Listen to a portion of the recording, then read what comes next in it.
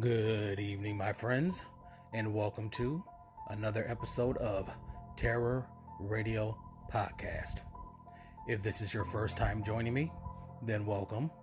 This is a podcast dedicated in bringing you the best of horror and thriller, old-time radio broadcasts, as well as original stories.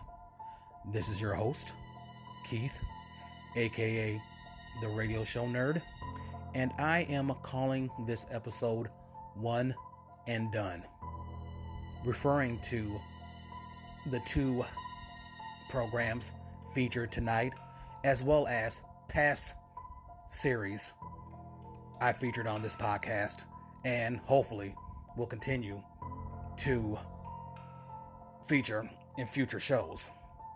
Meaning, throughout the years when I was collecting radio shows, as well as doing research for this podcast, I've discovered several radio series that only had one episode. Many of them were audition episodes, or as we will call them, pilots, which never got picked up. But I do believe several of them just didn't survive the test of time, which is a shame. So, without further ado, this is Terror Radio. The two programs featured tonight are entitled Out of This World and Thrill Hunter. Now, Out of This World, I don't have too much information on this one. Basically, there's one episode, and it's entitled Dead of Night, and it was broadcasted on February 28th, 1947. Now, this was based off of a very popular British anthology horror film by the same name that came out in 1945. And the radio play was an adaptation of the segment The Ventriloquist Dummy. This script was also utilized a month later for the premiere episode of the Escape radio series. And maybe one day down the line, I'll actually feature that episode. So, you know the drill. Sit back, turn down the lights, and listen to Dead of Night.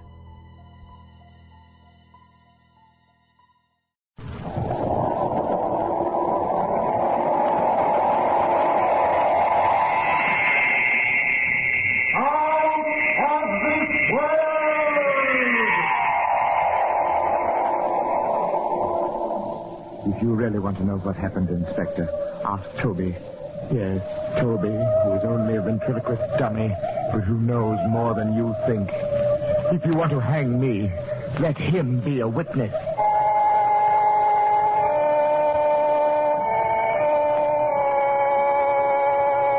Out of This World. Columbia's parade of outstanding stories of those moments when reality turns to illusion, when fancy becomes fact, sharp, shocking fact. Tonight, a remarkable adventure from the successful English motion picture Dead of Night. A story which for the next half hour will take you out of this world.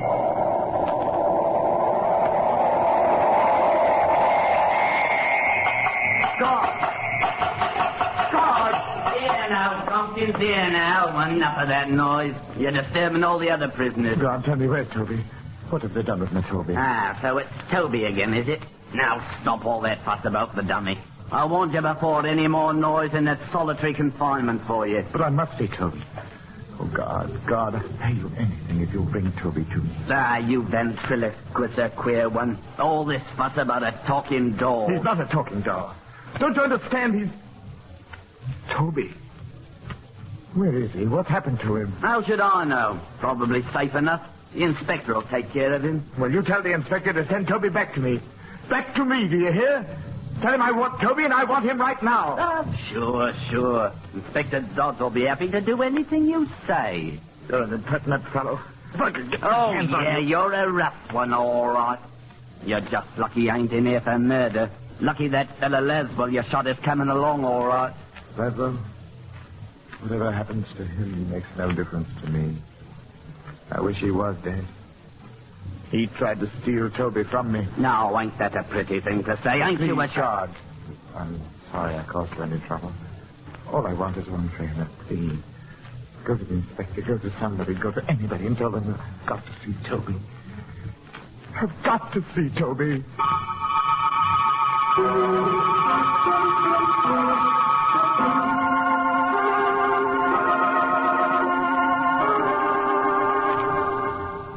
Tompkins, Inspector. He's raising a devil of a row down in the tills. Keeps yelling he wants his dummy brought back to him. I see. Well, if letting Tompkins have the dummy will keep him quiet, perhaps we can arrange it. Oh, good heavens, sir. Is that him there, in the chair? Huh? Oh, yes, that's Toby. How cool. Sits up in the chair real lifelike, don't he, Inspector? Amazing, isn't it? It's fantastic that a man could be attached to such a thing. Queer how Tompkins keeps saying, if you want to know why he shot Laswell, ask the dummy. He's an odd one, all right. Imagine asking anything from the likes of this. Such a blank, idiotic little face he's got. So you're Toby, are you? So it's you that's responsible for all the trouble I'm having with your master today. Poor Mr. Tompkins. If I wasn't a mild man, I'd change that smelly smirk on your face. I'd give you a real sad look, I would, with All right, now hold on there. Do you think that stick of wood will answer you? Eh? Oh. You know very well only a ventriloquist can make a dummy talk. Now, sorry, sir. I guess I did look a bit foolish. Yes, so before we all do, we'd better get to the bottom of this. Guard, bring Tompkins up here. Time we had a little talk.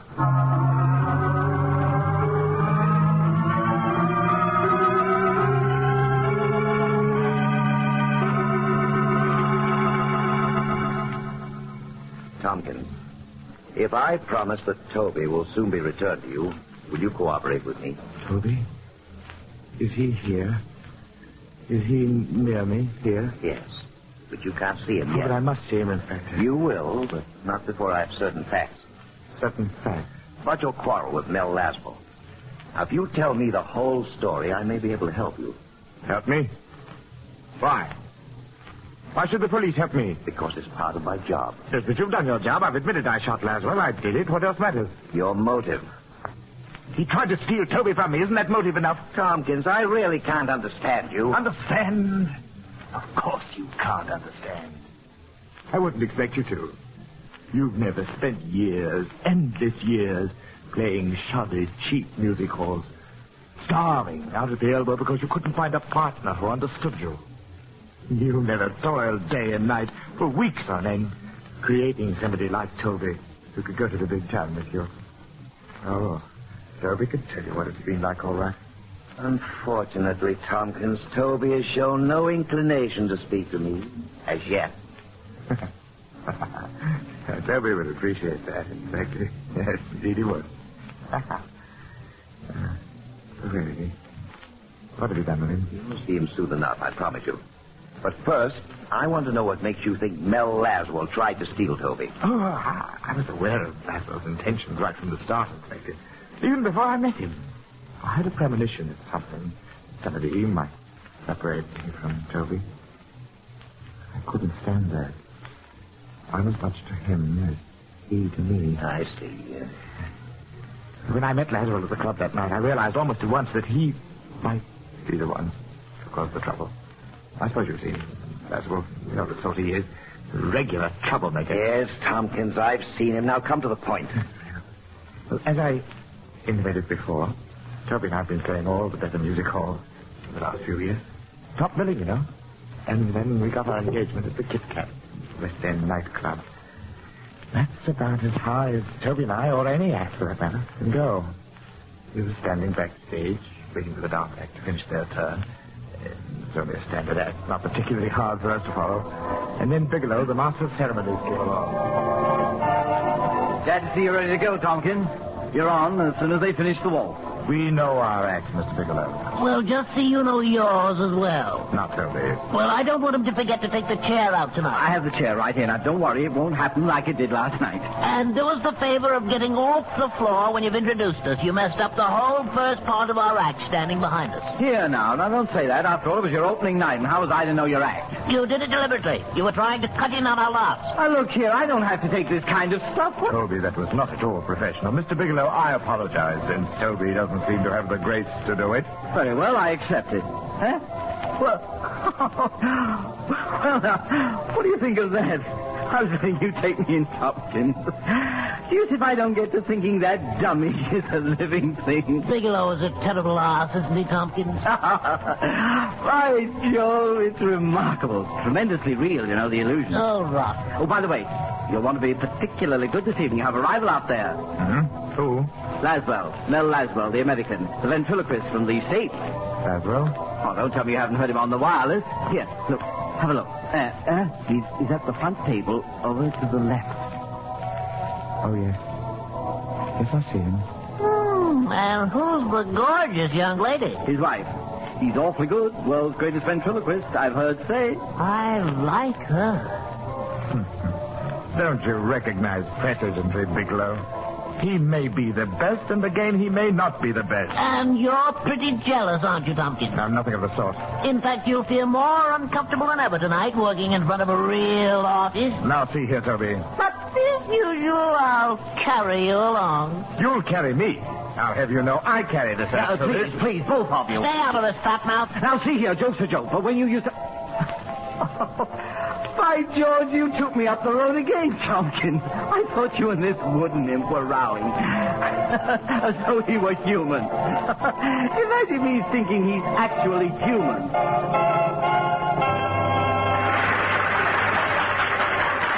Stop blabbering, Rubber. Let's get out there and bring us on. Yes, of course. And don't forget the chair. Oh, yeah, where is it? Oh, here it is. Look, I'm going to introduce Laswell before I bring you off. Must you? That's right. Give the boy and girl a great big hand. The finest dance team in all the United Kingdom. And now, ladies and gentlemen, and visiting royalty, before I present to you our next little feature, I'd like to call on a distinguished variety artist who is here tonight. You've all heard him on the American wireless and seen him in the American cinema. Mel Laswell. I ask Mel Laswell to stand up and enjoy that well-known Kit-Kat hospitality.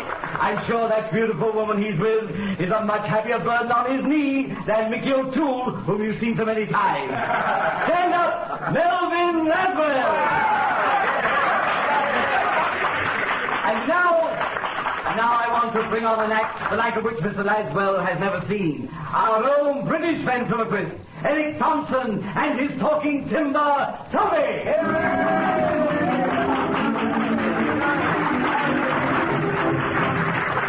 Well, good morning. Hey, Tompkins, go easy on that morning stuff. Now, come, Toby. Well, that man over there looks like the truant officer. Why, that shouldn't bother you, Toby. You've been a very good boy, haven't you? Why, yes, but I'm out of school. Out of school? Why? Appendicitis. Out of school because you have appendicitis? No, not because I have it, but because I couldn't spell it.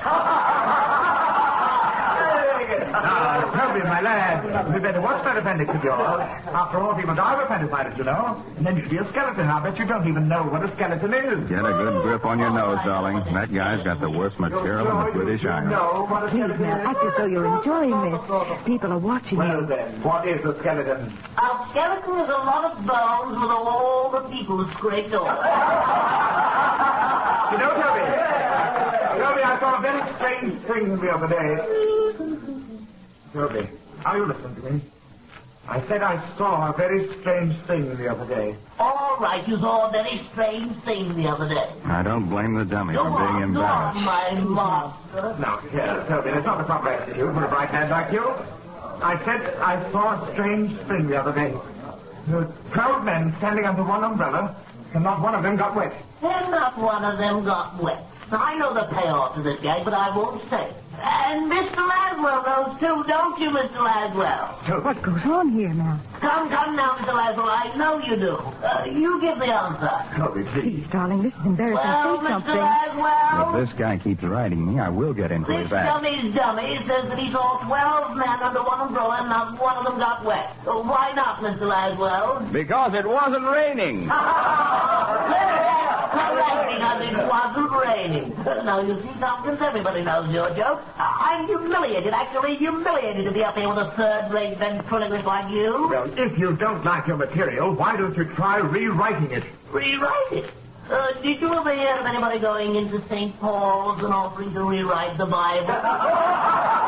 Then just what do you propose to do about it? I'd go to work for Mr. Laswell in a minute if he'd have me. Melvin, may I work for you? No, let's go. Wait, Claudia. May I, Mr. Laswell? Well, I pay Mickey O'Toole 75 cents a week. He'll wind up in my fireplace if you'll work for 50. I work for nothing. Just to have that beautiful woman beside you. Laswell, quiet. I don't care. I mean it. Ladies and gentlemen, you think this is part of the act, but it isn't. I think that Mr. Laswell is the greatest ventriloquist in the world. Ladies and gentlemen, please don't blame me for this. It's Laswell. He's speaking all this through Toby. He's trying to steal Toby away from me. Mel, is that true? Do you have something to do with it? Relax, honey. Get the rest of this routine. I'm being quite sincere, Mr. Laswell. I'll work for you and you. Why don't you say me a tucket? Mel, are you speaking through Toby? Well, Mr. Laswell, will you take me on? Watch him try to get out of this one, Claudia. I'm thinking about it, Toby. Oh, Mel. Toby, either you behave yourself or I'll take you off the floor. That's right. Just when I'm about to get a good job, call the MC back, tell him you want to run away and hide. Come on out, Bigelow. Tompkins needs your help. All right. Just as you say, Tompkins. That's all, and thank you for this little impromptu surprise. Oh, brother, it's about time the MC took It's over. all part of the show, friends. All part. Let Call me, Bigelow. Give him a nice hand here. You the man for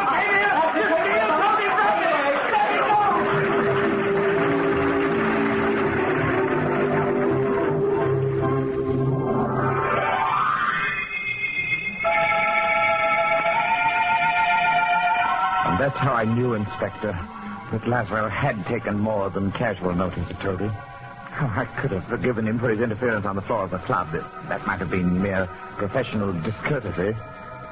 But there was something else in Laswell's attitude that made me fear the man. It was his personal interest in Toby. Now, he wanted to separate us. I became certain of this later when he came back to my dressing room pretending friendliness. Anyone in there? Who is it? No, Laswell, Tompkins. Mr. Laswell. Well, Oh, how do you do? You mind if we come in for a moment? all right. Please do. This is my wife, Mr. Tompkins. Mrs. Laswell. Mr. Tompkins? Won't you sit down? Throw those dressing gowns on the floor. Thank you. Well, so this is your boy. Nice carving job. I'm very handsome. Don't you think so, Mrs. Laswell? Well, you certainly are, Toby. Tompkins, I've been curious to know who made him for you. Don't put your hands on him. Oh, well, I prefer that you left Toby alone. Well, certainly, you needn't worry. I'm quite handy with dummies myself. You certainly surprised me with that little act out front. Your own part in it surprised me, Mr. Laswell. Oh, believe me, Tompkins, I never You needn't intended explain to. anything, Mr. Laswell. You see, Mr. Laswell, Tompkins' attitude requires some sympathy. He's quite aware he's not our equal. Keep quiet, Toby. Tompkins, how far does this gag go? That depends on you, Mr. Laswell, and on just why you came to my dressing room. Oh, only professional courtesy. If you've come to make some sort of a bargain for Toby, I am not going to permit it. Now, wait, Mr. Tompkins. I will not have Yes, it. wait, Tompkins. I will not permit it. Whatever the Laswells have to say to me is my affair. You might even pretend you're a gentleman and make a graceful exit. Toby, if you're trying to make me look ridiculous... I'm succeeding. Yes, I know. Now go on over behind the screen and get your makeup off. Very well, Toby, but I warn you... Beat it. Pay no attention to him, Mrs. Laswell. I don't. Well, I don't understand. This fellow's amazing. Not at all. He's stupid, really. Constantly interfering in my affairs.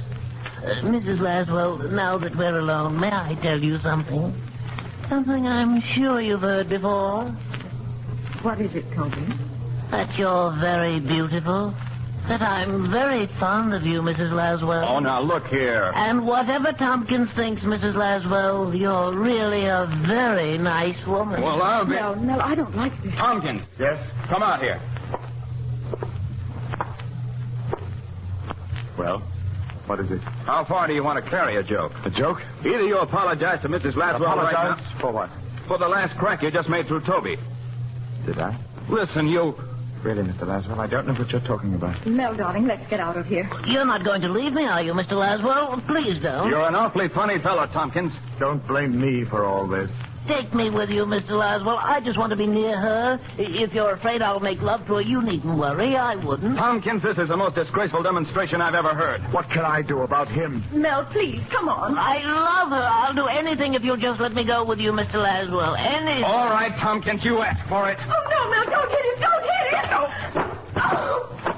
Oh, Mel. Why did you do it? The man's not natural. Here now, what's going on? Well, I don't know what's eating that fellow. A rib's a rib, but he doesn't know where to stop. I guess he got the last laugh on me, making me lose my temper. Yes, well, he doesn't seem to be doing much laughing. He's all right? He's a bit done in. Can't say he didn't have it coming, though.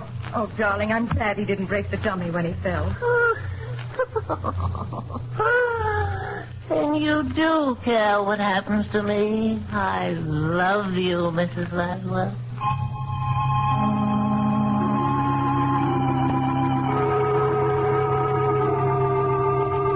So you see, Inspector, I should have known then that I couldn't prevent Laswell getting Toby. I knew they'd be plotting, the two of them. I see. One question, Mr. Tompkins. Yes. Would you say that Mrs. Laswell is an exceptionally attractive woman? To some men, perhaps. And since we know that you think and speak through the dummy, isn't it just possible that you may yourself find Mrs. Laswell appealing? Oh, what is this rubbish you're talking? Are you interested in learning the truth of what happened, or are you trying to muddle me up? I'd like to hear the matter out, Mr. Tompkins. As you well know, I was sacked by the Kit Kat on the spot. I hardly spoke to Toby all the way home. I wanted to impress upon him the misfortune he'd caused us. And at first I hoped that Toby's attentions to Mrs. Laswell had embarrassed them both so much that Laswell would no longer feel any interest in him. But in my heart I knew the Laswells hadn't finished, but at that very moment they must have been plotting. Plotting their next move to get Toby away from me. I'll tell you what that next move was. In our hotel, I carefully turned the key in the lock. Toby and I were secured for the night. I put him in his own little bed and then made ready for bed myself. As I moved around the room, his eyes followed me scornfully. Then I thought of the revolver in my bag. I took it out. With the revolver in my right hand and the key in my left, I lay down on the bed and waited. I dozed off. I don't know for how long. But suddenly I was awake, my eyes staring. Toby was gone.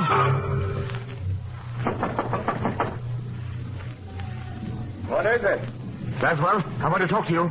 Mel, be careful. It's Tompkins. The door isn't locked. Where is Toby? Get out, Tompkins. Now come for Toby. Where is he? You've stolen Toby from me and I want him back. I don't know what you're talking about, but if you're referring to your dummy, I haven't seen him. Now, get out. Oh. Mel. What's wrong, dear? On the floor. On the floor at the foot of my bed. Toby. Toby, there you are. I found you. Oh, my poor little Toby, you've been kidnapped. Look, Tompkins, I don't know how your dummy got here. Toby. Toby, speak to me. Wake up, Toby. Look, Mel. Look how he's shaking that awful thing as though he's trying to waken it. Oh, you're not deceiving me, Toby. You know very well I'm here. Go away and leave me alone. I'm through with you, Tompkins. Yes. Take it easy, Claudia. We've had all we can take of this, Tompkins. Are you going to deny you stole Toby from me? I certainly am. Look here, man. You're mad. You're ill. Ill, am I? You took Toby from me and you say I'm ill? I didn't take Toby. You brought the dummy here. You must have brought it here. Well, maybe while you were walking in your sleep, but you brought it here. I'm going to prove it. Stay away from the phone. Millie has a gun. You can shoot if you like, but I'm going to prove to you that... Hello. Hello, give me the desk clerk, please. Tompkins, I won't go with you. I'm going to stay with her forever. If Mr. Laswell will let me. Clerk, this is Mr. Laswell in 722. I want to know if someone came to my room a few hours ago. Is this some sort of trick? A man came, you say, and he was carrying a ventriloquist dummy. You let him come up.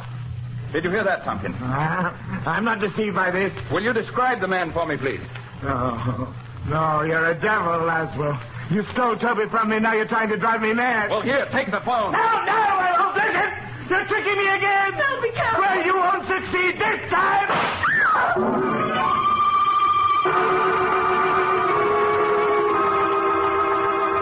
No, I don't deny that I shot Laswell, Inspector, but I believe the provocation was ample. I dare say you would agree. After all, Laswell turned a friend against me. An old and a very valued friend. Whom I miss very much. Tompkins, in due time, I may ask you to sign a formal confession on the basis of the story you've just told me. No objection. I'll sign it. Oh, by the way, Inspector, I wonder if now you might let me see Toby again. Well, I'd like to oblige you, but... It's only for a short while, sir. See, I felt rather badly about not seeing him, especially after our trouble.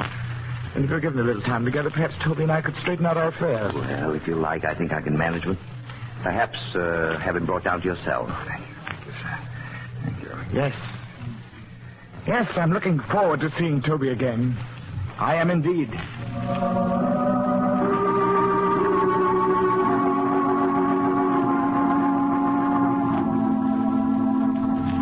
And that's the story as Tompkins told it to me, Mr. Laswell. It's incredible. I had some idea what was going on in the fellow's mind, but that is... Mel, I'm so sorry for him. Just one question, Mr. Laswell. You'll pardon my asking. Yes? Did you have anything to do with what's happened at the Kit Kat? I mean, you didn't project your voice through Toby. Certainly not. So I thought. This business has me baffled. If I thought Tompkins might be more dangerous than he's already proved. Well, I'm afraid there is that possibility, Inspector. Huh? It may be that Tompkins has become so accustomed to thinking as two persons that the personalities have actually become divided. Is that possible? For one man to have two separate and distinct personalities? Yes, that's not rare. Well, I'll admit I've never heard of anything exactly like this business. What will happen to him, Mel? It's a battle that Tompkins will have to fight out within himself. As long as he's in that cell without the dummy, he may learn to think for himself as himself again. Good heavens, man. Look here, I permitted that dummy to be taken to the Tompkins in his cell. You what? Tompkins was so keen on having the dummy with him that Do you think that will harm him? Well, I don't know, but... Inspector All right, Dollar. here I am. It's that Tompkins, sir. Carrying out something awful in this cell. What's happened? We put the big doll in with him, like you said, sir, and right off he began arguing with it, carrying on a fight, real lifelike. It's just like two people what hate each other. Laswell, you were right. Come on, we'd better get to them before it's too late.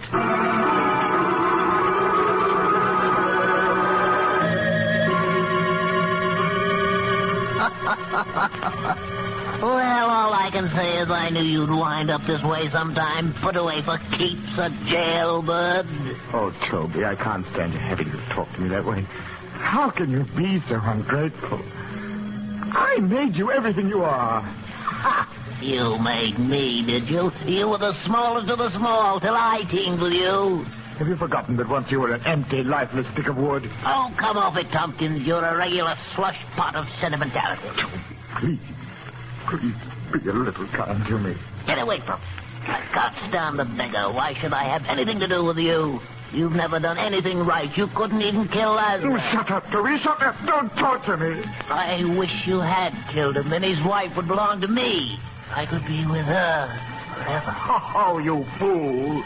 Don't you know that's impossible? You're just saying that you're jealous because I love her. Oh, no, I can't stand it. You're a monster. I've got to get rid of you. I've got to kill you, destroy you.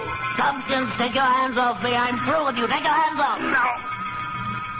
I'll kill you, you vulgar little swine. Beast, you swine. You beast. Dirty beast, you'll die.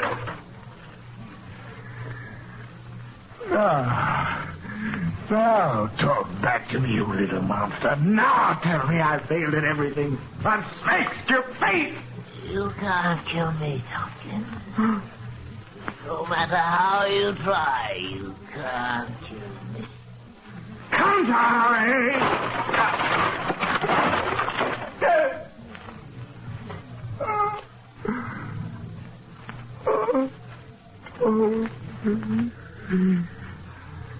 Toby, what have I done? Toby, I never meant. Come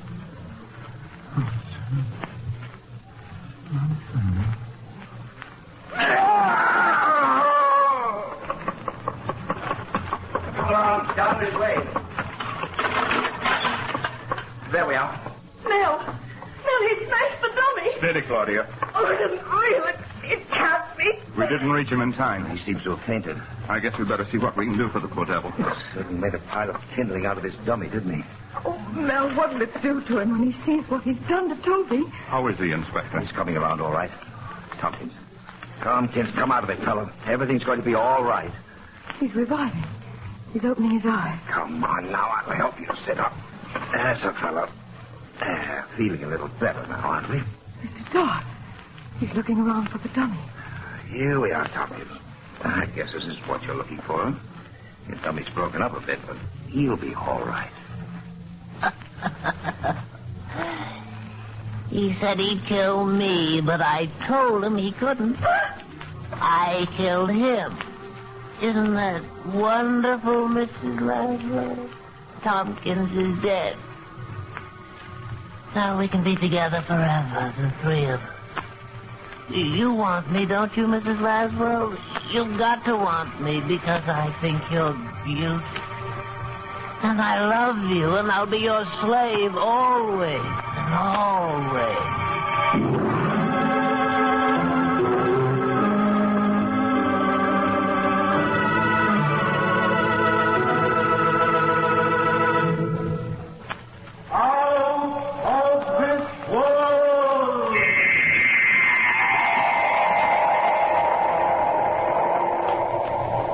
For the past 30 minutes, CBS has presented Out of This World, bringing you Charles Gusman's adaptation of the motion picture Dead of Night. Barry Kroger was featured as Tompkins and Art Carney as Toby. Original music by Albert Berman.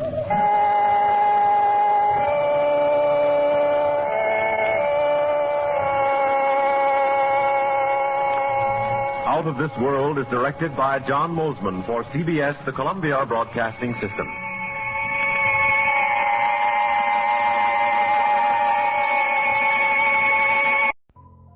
Well, I hope you enjoyed that one.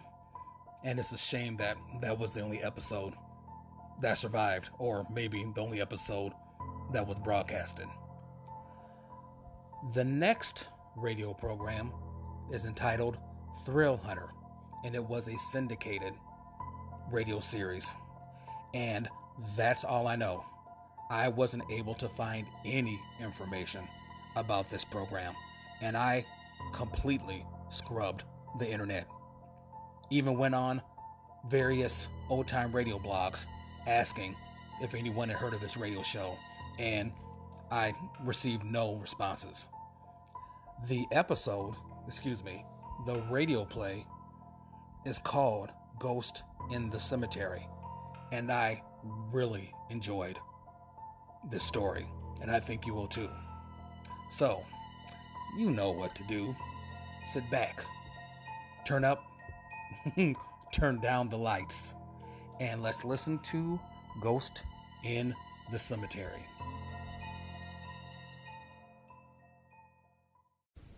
Well, this time I'm going to give you a ghost story, a true ghost story. Now, wait a minute. No matter how skeptical you are, I'd like to make you a little proposition. I'd like to bet you that before I've finished, you're going to believe it. As impossible as this story seems, I think I'm going to be able to convince you that it's true. One evening, I sat in a little cafe in Paris, talking with a fellow who was attached to the Paris Detective Bureau, or as they call it, the Paris Sûreté. As I had been with the United States Secret Service for a number of years, we naturally talked shop, crime and crime detection. This fellow told me a yarn. one of the most uncanny cases in the records of the Paris Sûreté. He said that residents in the neighborhood of the Saint-Panas Cemetery had reported the appearance of a ghost. Like all incidents of this sort, their descriptions of the specter were rather vague. One man claimed he had seen the thing at night as he passed the cemetery. It had thrust its head up above the stone wall that surrounded the place and leered at him. A horrible face, chalk white, the eyes lifeless and staring, the lips set in a ghastly, mirthless grin. The man didn't stop to investigate further details. Then there was a girl, a domestic, employed in one of the homes near there.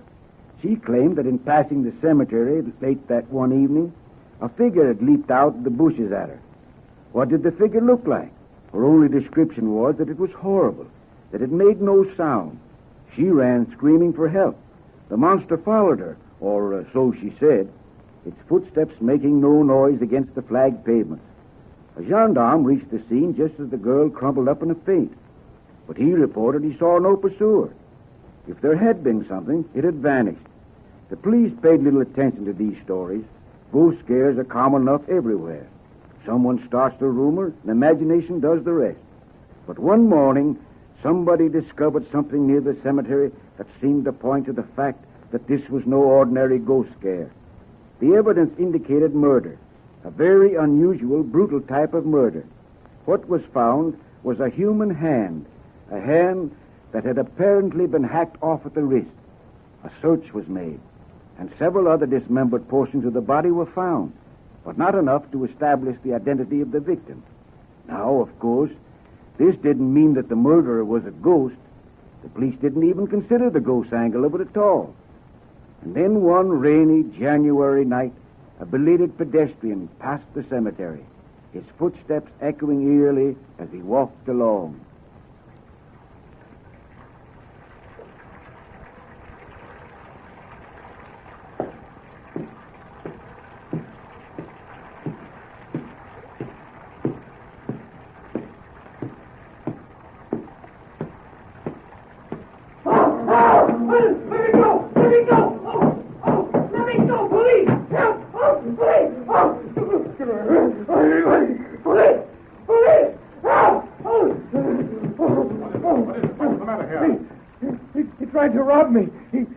At me. Wait a moment. No, he jumped at me from the shadow of the wall. I said, wait a moment.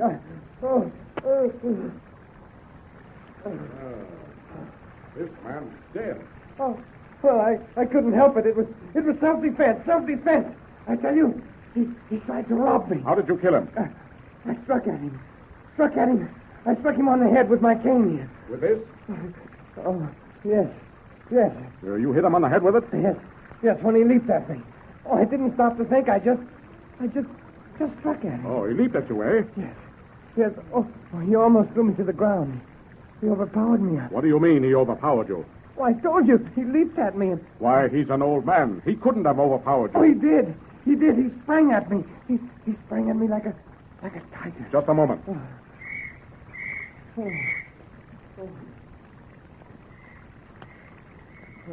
Now, where's your knife? My knife? Yes, the knife you stabbed him with. Stabbed him? Stabbed him? Why, you don't think I stabbed him? Oh. Yeah, what's going on here, huh? What's happening? Well, Dupre, I think we've caught the ghost of Saint-Panas. That old fellow's been stabbed to death. Oh, you must be mad. I didn't kill him. I only... You're under arrest. I warn you that anything you say may be used against you. But you can't arrest me. I didn't kill him. I tell you, he tried to rob me. He tried to rob me. Dupre, you stay here and watch the body. I'll send the wagon for it as soon as I take this man to the district station. Oh, no. You can't take me, I tell you. I didn't do it. I'm not a murderer. It was self-defense. Keep quiet. Now, come on. Why?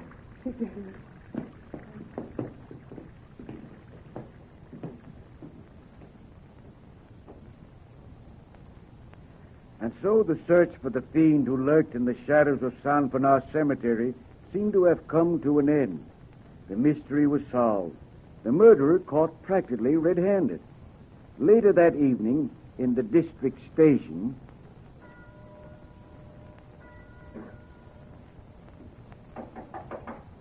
Come in. Well, have you finished searching for him? Yes, sir. Find a knife? No, sir. But the prey just brought this in. An infantry bayonet. Where'd he find it? It was near the cemetery wall. Well, this is just about all the evidence we need, I think. Has it been examined for bloodstains and fingerprints? Yes, sir. But lying there in the rain, they were washed off. But that's the knife he did it with, sir. Yes, I think you're right. I think we've caught the ghost of San Pernas. Oh, Bono doesn't know you found this, does he? No, sir. Good. Now, I'll put it in the drawer here, and when I bring it out, I'll wager I'll be able to get a complete confession. Oh, you might tell Dr. Mortimer about it. Tell him the man was stabbed in the throat with a bayonet, and we have the bayonet. Yes, sir. And tell him to report to me as soon as he has finished examining the body. Why, this case is going to be an easy one. Have you got Bono's report there? Yes, sir. Well, let me have it. And bring Bono in. Yes, sir.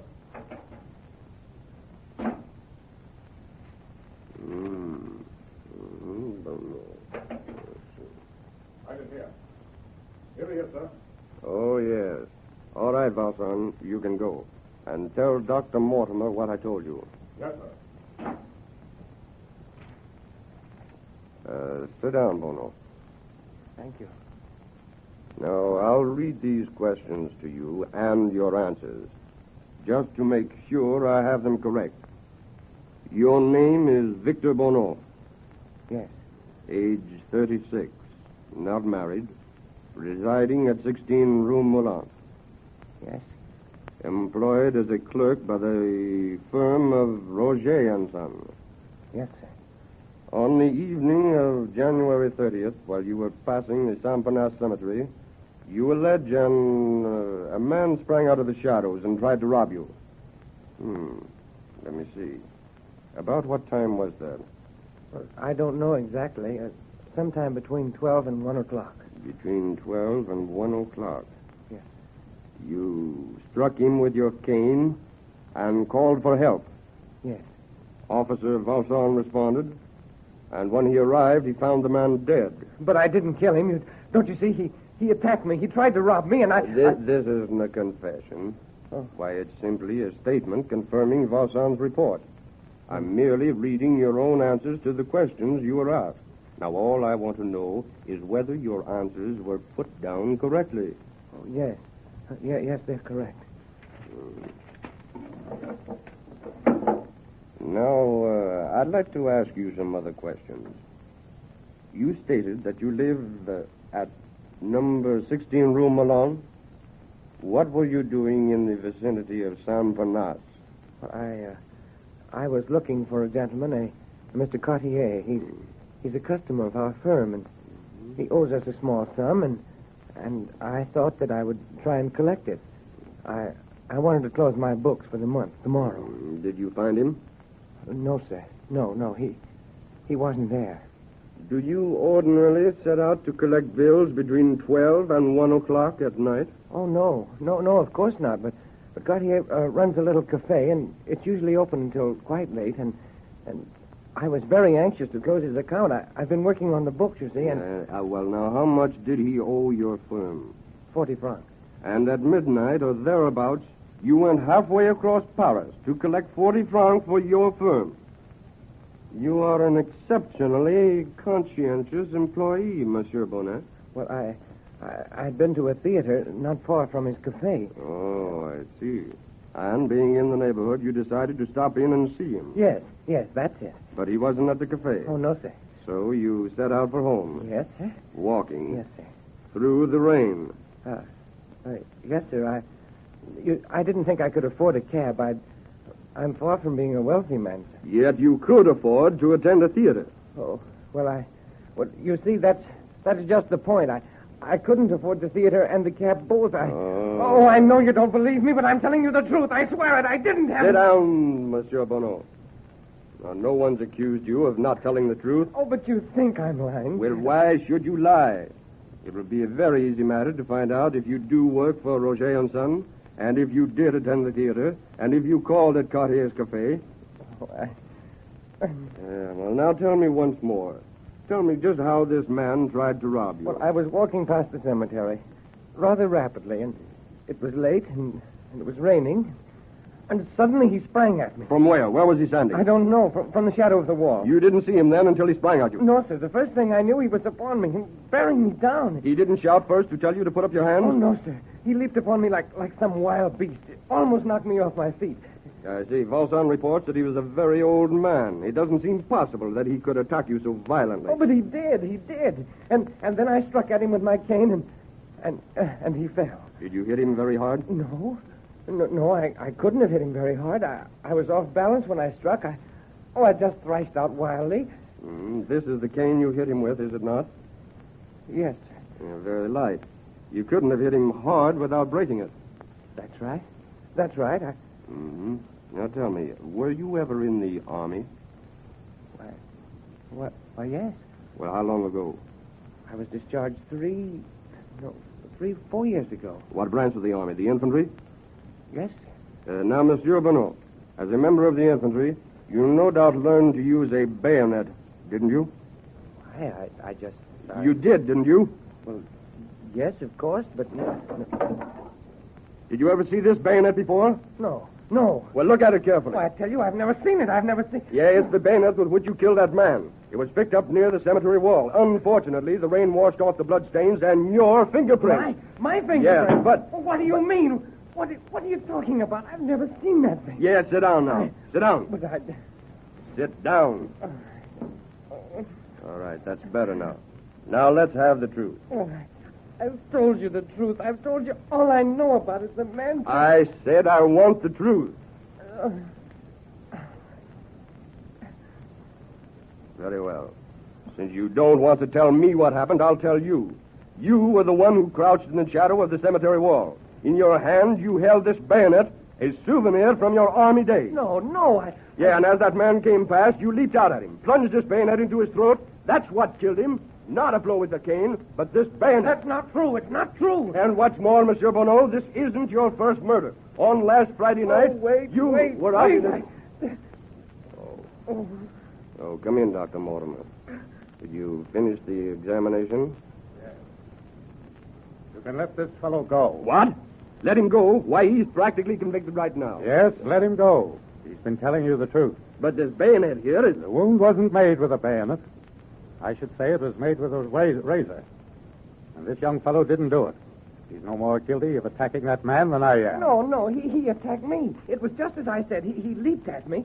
Yeah, now, how do you know he didn't do it? Because that body that I examined has been a corpse for days. A corpse?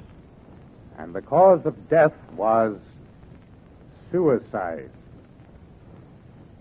Do you believe that a dead man walking on the streets of Paris and attacking a pedestrian? Well, wait. I haven't finished yet. Well, I started out to tell you a true ghost story. I said I was going to try to make you believe it. But right now, I bet you think I'm just about the biggest liar that ever walked on two legs. I told you that one rainy January night in Paris, a gendarme heard a cry for help. The cry came from a spot just outside of the walls of Saint-Panas Cemetery. When the gendarme arrived, he found two men, one of them leaning breathlessly against the wall, the other lying on the sidewalk. The fellow leaning against the wall said his name was Bonneau. He claimed he had been passing the cemetery when this other man had leaped upon him and tried to rob him. He said he had struck his assailant with a cane, but Bonneau's story didn't seem to jibe with the facts of the case. The man on the sidewalk was dead. He was a very old man. It didn't seem possible that he'd attempt to rob a husky young fellow like Bonneau. Moreover, the cane with which Bonneau said he had struck his assailant was a light walking stick, hardly capable of doing a serious damage at all, let alone heavy enough to kill a man. But that wasn't the only questionable point in Bonneau's story. Examination revealed that the dead man had a knife wound, a ragged gash in his neck, and near the wall was found a long bayonet, such as used in the French army. Well, it looked like an open and shut case against Bonneau. The police believed that he was the one who had been the assailant. He had attacked the old man and killed him. In fact, not long before, there had been another murder outside the cemetery wall. A hand and several other dismembered portions of a body had been found, and authorities believed that Bonneau was only guilty of that. Yes, it looked pretty bad for Bonneau, and then came a surprise: the identity of the dead man. It was found that he had committed suicide the week previous and had been in his grave for 3 days, so Bonneau couldn't possibly have killed him. A dead man who had been buried for 3 days had apparently climbed out of his grave and had attacked a pedestrian. No wonder you think I'm stretching the truth. But wait a minute. The next morning, in the inspector's office... Yes? Oh, good morning, Doctor. Come on in. Well, what did you find on the bayonet? Nothing. At least nothing to indicate that Bonneau used it last night. I'm afraid you're wasting your time trying to build a case against him. Yes? What makes you think so? Dupre tells me that Bonneau's story about going to Cartier's Cafe between 12 and 1 o'clock to collect the bill is true. He says 3 different people saw Bonneau there. Well, what of it? That doesn't prove anything, except that Bonneau might have been trying to establish an alibi. An alibi for what? You certainly aren't accusing him of murdering a man who's been dead and in his grave for a week. No. And I certainly don't believe dead men walk in the streets of Paris and hold up wayfarers either. Bonneau said it leaped on him with the ferocity of a wild beast. And without warning, didn't utter a sound. Well, maybe Bonneau's lying.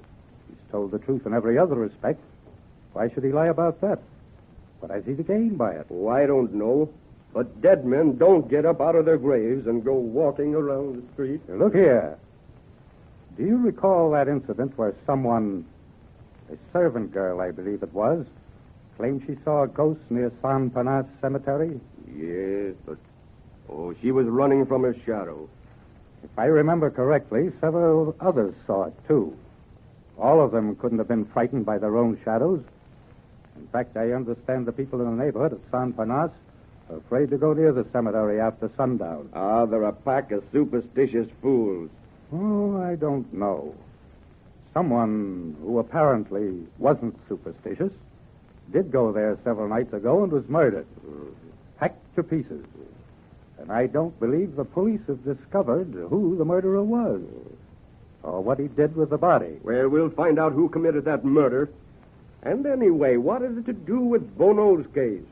That's what I've been wondering. There might be a connection between those ghost stories and that murder and what happened to Bonneau last night. As I say, I didn't find any bloodstains on the bayonet. But I did find something else. What? At some time or other, the blade had been thrust into the ground, possibly to clean it.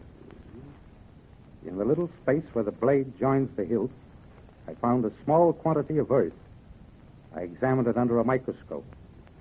Mixed with it were small particles of flesh. Flesh? Yes, human flesh. That bayonet apparently had been used to dismember a body. Then, as I say, the blade cleaned by thrusting it into the ground. Well, what are you getting at? Simply that the bayonet might have been the same instrument used in that murder last Friday night. Oh, we've already looked into that. Bonneau worked at his office last Friday night until quite late, and then went directly home. I didn't say Bonneau committed the murder. Well, then who did? What's the point?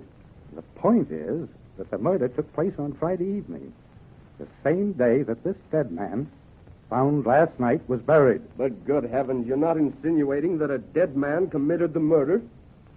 People see a ghastly figure lurking in the shadow of San Panas. Later, someone is brutally murdered there. And after that, Bonneau is attacked, strikes his assailant down, and it proves to be a corpse. Near it is found the knife that the murder was committed with. What's your theory? Well, that you should have been a fiction writer instead of a physician. But as they returned the corpse to the vault this afternoon, suppose you and I go out to the cemetery this evening and see that it stays in the vault. and doesn't go prowling around scaring people. No, thank you. Besides, I have an appointment at 8 o'clock. Oh, come along. I might be able to show you something interesting. I'll meet you at 4:30. All right, 4:30 at my office. And so that evening, as dusk was falling, two figures made their way along the gravel path that wound through the deserted, wind-swept cemetery.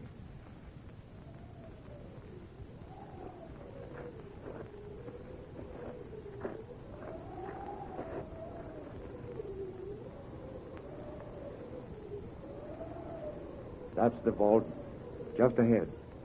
But I don't want to approach it by the path. Let's cut across over in here. Come on over this way. All right. This is close enough. Now we can watch from behind that clump of shrubs. Come on. Come on over here.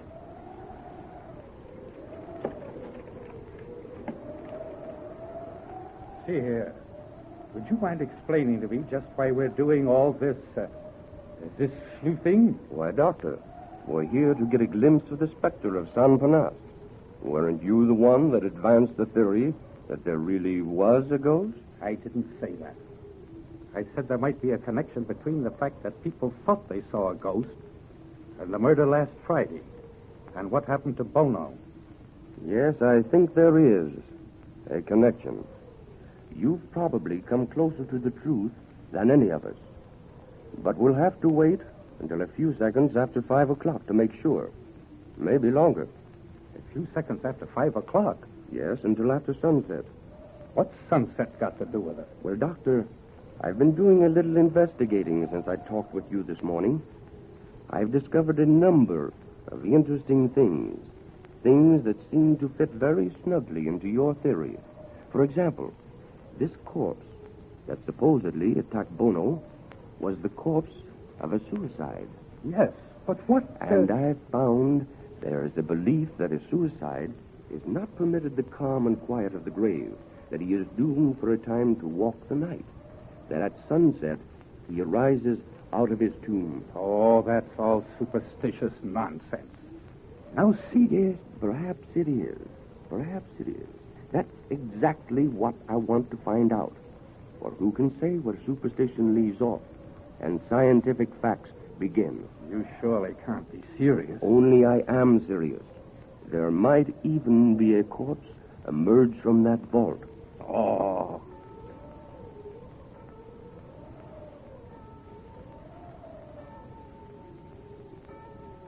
There's the chapel clock. But we still might have a long wait. Wait for what? Nothing's going to happen. And if it did, it's getting too dark to see anything. I'm going... Shh. Wait a moment.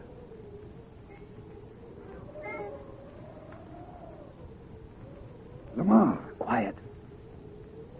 But good Lord. I swear I saw the door of that vault move. There it is again. The creak of the hinge. The door's opening. Keep quiet.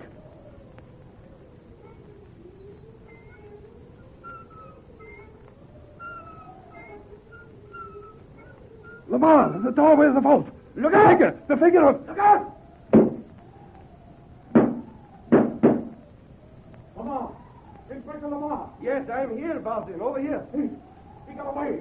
Starts around the other side of the vault. Oh, that's all right. Dupree will stop him. And even if he doesn't, the man can't get far with a charge of buckshot in him. That shotgun trap of yours was an excellent idea. Only for a moment I didn't think it was going to work. I said it so the vault door had to be swung entirely open before the gun would discharge. Yeah. I didn't expect he'd open the door from the inside. Yeah. He must have been hiding in there. All right, find Dupree. And if he isn't caught, investigate every chemist shop, doctor's office, and hospital in the neighborhood for a man with a shotgun wound. But who is he? Oh, you're still here, Doctor. Yes, but good heavens. What happened? Who was he? The maniac who's been breaking into the vault, stealing bodies, and hacking them to pieces with a bayonet. You mean? I told you I had discovered a lot of interesting things today. Now, one of them was the fact that a body was stolen from that vault last Friday. The attendant kept it a secret, afraid he'd be blamed for carelessness. But that hand the police found wasn't the hand of a murdered man. It was the hand of a corpse. But this thing that happened to Bono last night... Oh, that's very easily explained. The maniac happened to toss a body over the cemetery wall just as Bono passed. The body fell on him.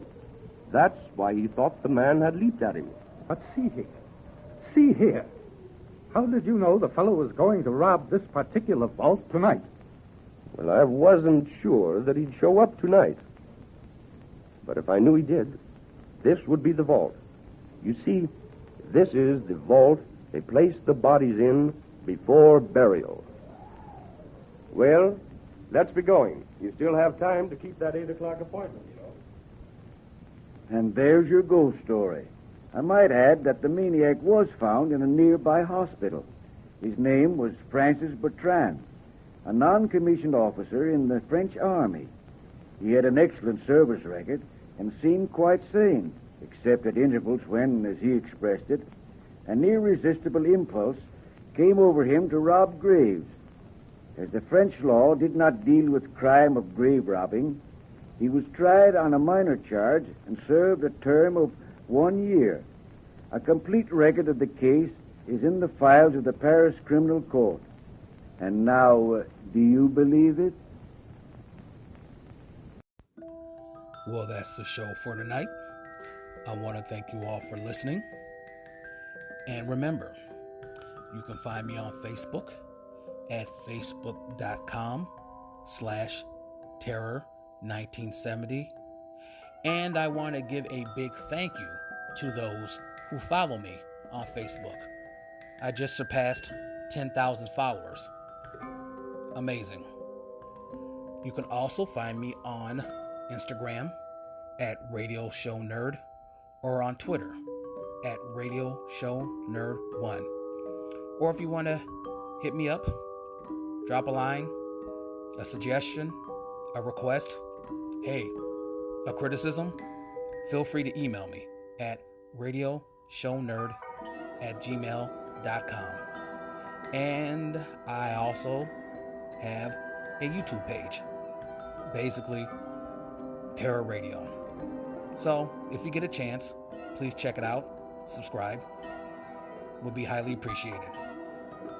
Again, this is Keith, aka the Radio Show Nerd, signing off.